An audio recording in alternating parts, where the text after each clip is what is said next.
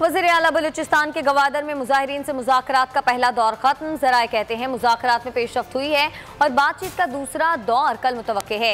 इसी बारे में मज़ीद तफसीलात जानेंगे हम अपने नुमाइंदे मोहम्मद गजनफर से। जी गजनफर, बताइएगा।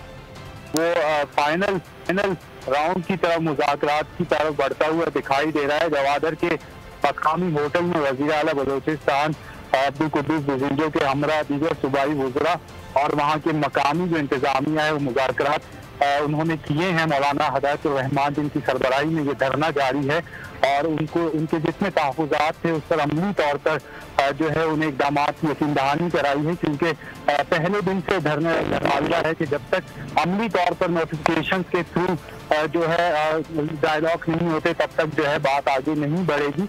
आज वज़ीर आला बलूचिस्तान ने उन्हें यकीन दहानी कराई है कि जो सूबाई गवर्नमेंट के डोमेन में है वो तमाम मामला जो है मान लिए गए हैं, जबकि वज़ीर आज़म पाकिस्तान इमरान खान की जानिब से अभी यकीन दहानी करा दी गई है। जो वफाक से रिलेटेड उनके मुतालबात हैं उस पर भी फौरी अमल दरामद होगा। तमाम ज़राए बताते हैं कि अब जो है मोहम्मद गजनफर आप अपडेट कर रहे थे, आपका बहुत सब्सक्राइब करें और बेल दबाएं ताकि कोई खबर रह न जाए।